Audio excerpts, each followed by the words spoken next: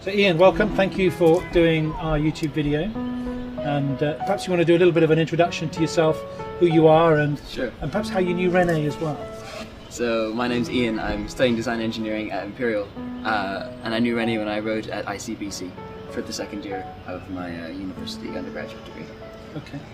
And what are your memories of René as a friend, as a fellow student? I knew him mainly as a teammate. I didn't get the opportunity to study with him, and he was always an encouraging and loving person to be around in the boathouse and outside of the boathouse. A great teammate. A great teammate. We were in similar points in our rowing career. We started rowing at the same time, him in Bristol, me at Imperial, and so we were sort of jockeying for the same positions in the boat, trying to push into the senior squad, which is sometimes a little bit difficult if you are a novice rower starting at university.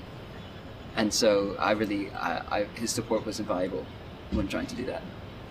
Rowing is quite a passion, quite a team effort, but also a very passionate sport too. Is that also a representative of the personality, yours and his personality? He wouldn't really accept anything other than his best. And that really set him up to be a very good rower. I'm not sure if I was quite as resilient as he was when training. He was definitely committed 100% to every session. Okay.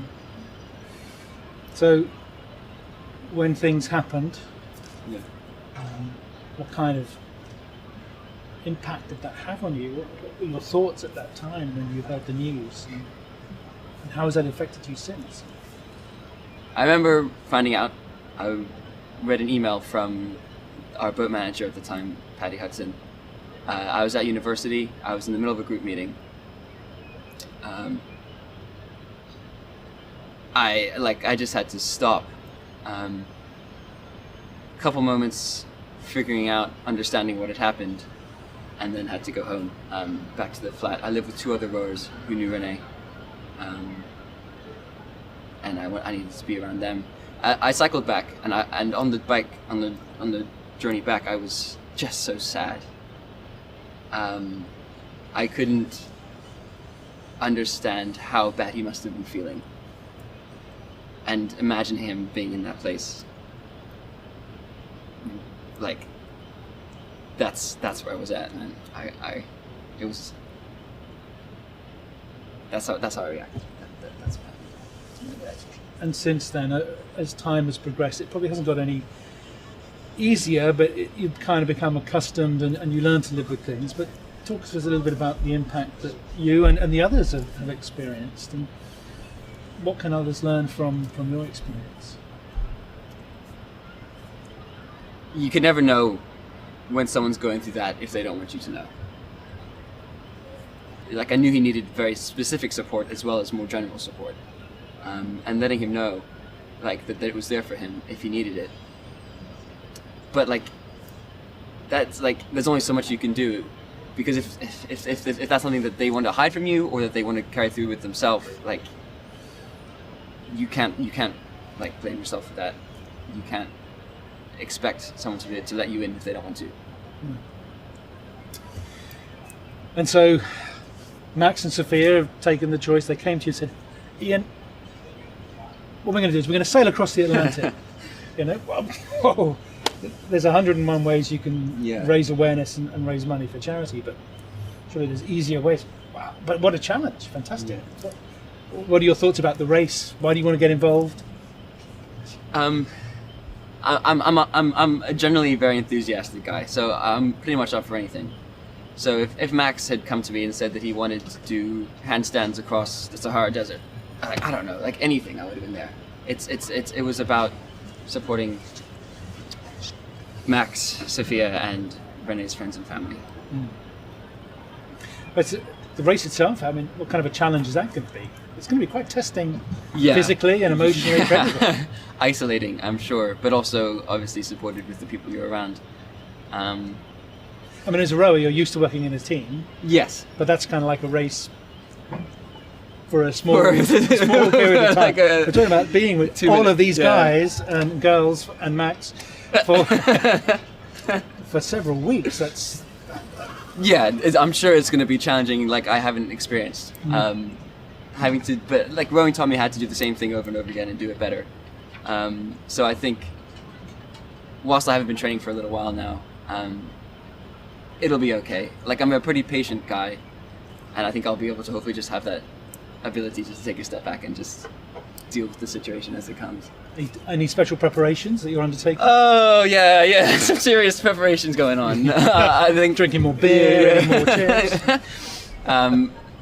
I think that'll come a little bit later on. Okay, fair enough. So, what are your hopes that the race itself and what it's going to achieve might contribute to René's legacy? Yeah, There's got to be some positives here, isn't there? absolutely. And I think there's an opportunity with that. There's a big rhetoric in the team about raising awareness, starting conversations, and these big messages about mental health and being open, talking about mental health. And I think that's really important, and getting those messages out and Sure. hearing those messages from those places is extremely important. But just as important are smaller, quieter, more private conversations.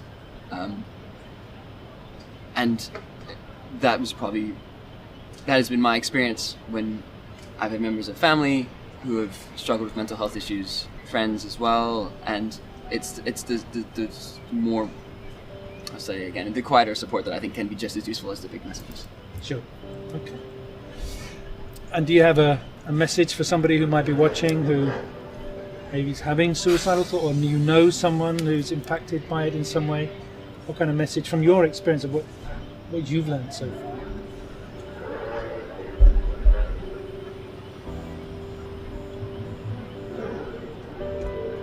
I don't think every situation is different.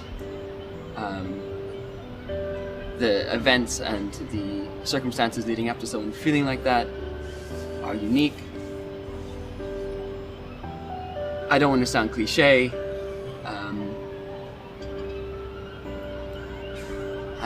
But it has to be that there are people that love and support you, regardless of how you feel.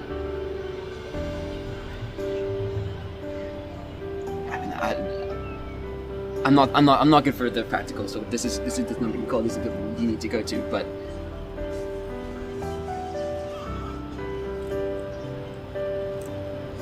that's got to be, well, I don't know. Like it's about being able to be loving and supporting and caring to those people in any way that you can. Ultimately, it's what it's all about, isn't it? Ian, thank you. Great to talk. We're going to talk loads more over the coming year or whatever long it takes to actually get across the Atlantic. Sadly, I won't be on the boat, but there you go. You'll be missed. There won't be room, that's for sure. But anyway, great. Thank you for Thank you the very video, much. and best of luck with the race. Cheers.